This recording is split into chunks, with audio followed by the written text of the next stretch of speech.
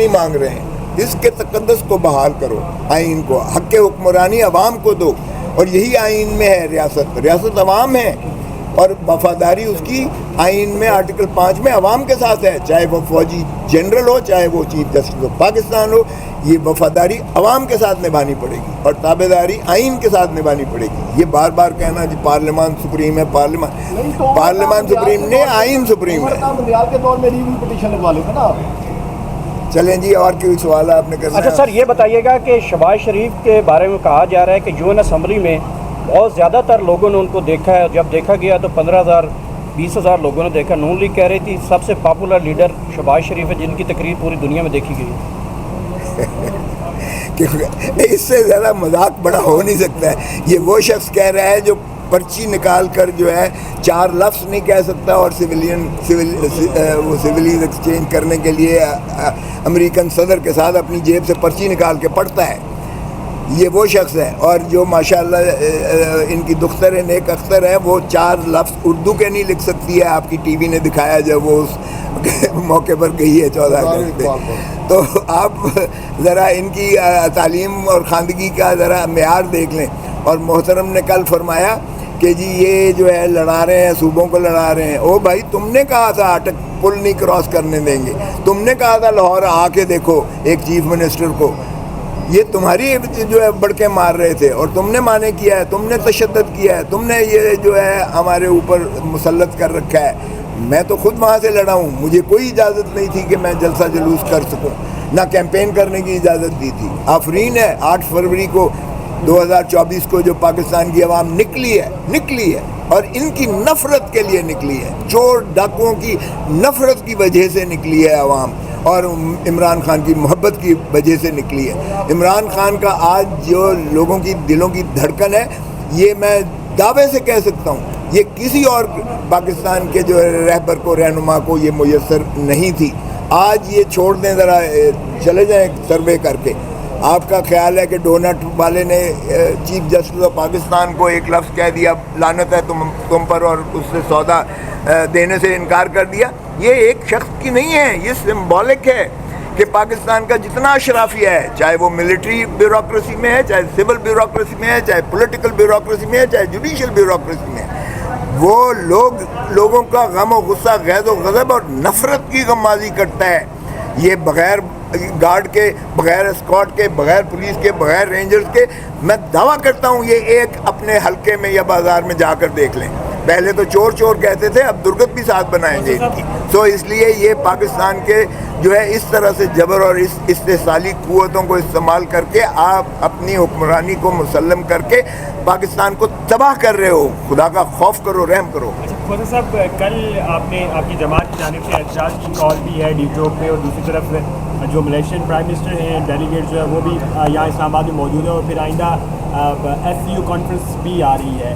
تو یہ کہیں نہ کہیں اس تمام تر سلسلے میں کوئی انٹرنیشنل فورم کیش کرنے کی کوشش تو نہیں ہے پی ٹی آئی کی جانب سے؟ تاکہ ارے بھائی، تو پھر یہ حکومت کو خیال کرنا چاہیے نا، حکومت اتنی جلد بازی نہ کرے، یہ جو ہے اس طرح کی جو حرکتیں ہیں یہ مؤخر کر دے۔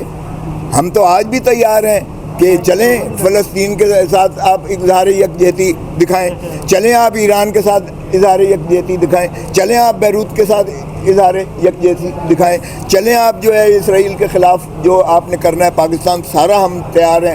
7 تاریخ کو 1 سال ہوا چاہتا ہے، آپ اس طرف تو توجہ دیتے نہیں ہیں۔ آپ عوام کے لیے بجلی سستی کر دیں، آپ عوام کے لیے پیٹرول سستا کر دیں، آپ عوام کو جو ہے سہولتیں دیں، ہم آپ کے ساتھ پھر بھی تعاون کرنے کو تیار ہیں۔ لیکن اگر آپ کا مشن ہی ایک ہے مشن کہ ہم نے 2/3 حاصل کرنی ہے، لوٹاکریسی کو ہم نے جنم دینا ہے، ہم نے یہ جو ہے بازار گرم کرنا ہے، پھر یہ جو ہے خرید و فروخت کا ہم نے تباہ کرنا ہے اس آئین کو بھی اور اس پارلیمان کو اور اس نظام کو بھی، تو پھر آپ ہم سے کیا توقع کرتے ہیں بھائی؟ اس لیے ہمارا تو بالکل سر آنکھوں پر ملیشین پریزیڈنٹ آتا ہے یا SCO ہوتی ہے یا کوئی اور بین الاقوامی کانفرنس ہوتی ہے، ہم تیار ہیں، ہم نے تو کبھی اس سے نہیں اعتراض کیا ہے۔ لیکن آپ اس طرح کی حرکتیں کرتے ہیں، یہ کنٹینرستان پاکستان کو بنا دیا ہے۔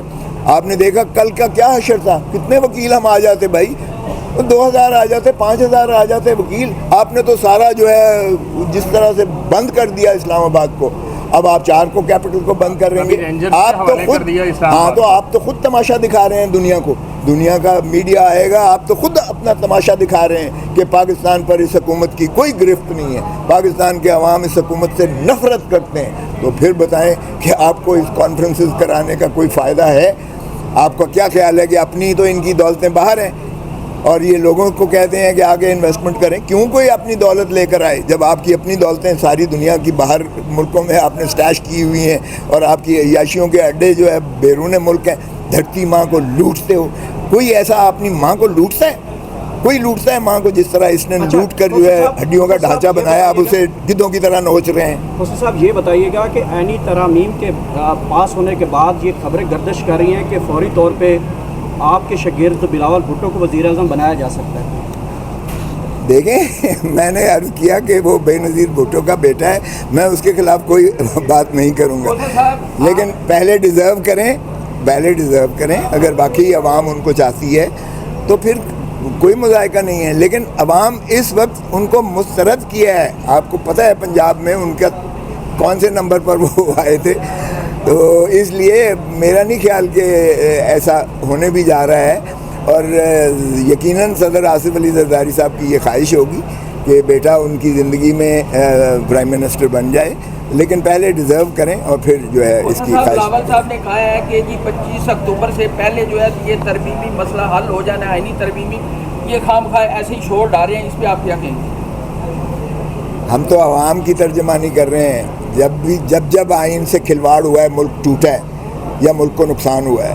اب اگر یہ آپ عوام کے لیے بجلی سستی کر دیں, آپ عوام کے لیے پیٹرول سستا کر دیں, آپ عوام کو جو ہے سہولتیں دیں, ہم آپ کے ساتھ پھر بھی تعاون کرنے کو تیار ہیں. لیکن اگر آپ کا مشن ہی ایک ہے مشن کہ ہم نے 2/3 حاصل کرنی ہے, لوٹاکریسی کو ہم نے جنم دینا ہے, ہم نے یہ جو ہے بازار گرم کرنا ہے, پھر یہ جو ہے خرید و فروخت کا ہم نے تباہ کرنا ہے اس آئین کو بھی اور اس پارلیمان کو اور اس نظام کو بھی, تو پھر آپ ہم سے کیا توقع کرتے ہیں بھائی؟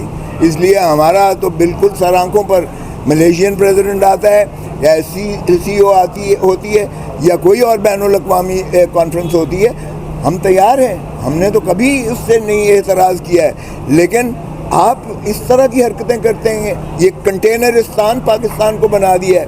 آپ نے دیکھا کل کا کیا حشر تھا, کتنے وکیل ہم آ جاتے بھائی, 2000 آ جاتے, 5000 آ جاتے وکیل. آپ نے تو سارا جو ہے جس طرح سے بند کر دیا اسلام آباد کو. اب آپ چارکو کیپٹل کو بند کر رہیں گے, آپ تو خود تماشا دکھا رہے ہیں دنیا کو.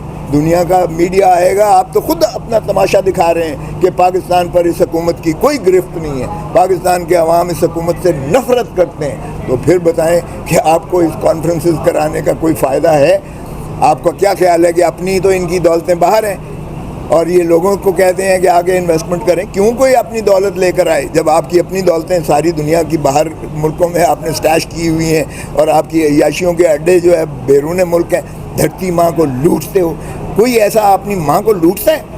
کوئی لوٹتا ہے ماں کو جس طرح اس نے لوٹ کر جو ہے ہڈیوں کا ڈھانچہ بنایا, اب اسے گدھوں کی طرح نوچ رہے ہیں. حسن صاحب یہ بتائیے گا کہ عینی ترامیم کے پاس ہونے کے بعد یہ خبریں گردش کر رہی ہیں کہ فوری طور پہ آپ کے شاگرد بلاول بھٹو کو وزیر اعظم بنایا جا سکتا ہے.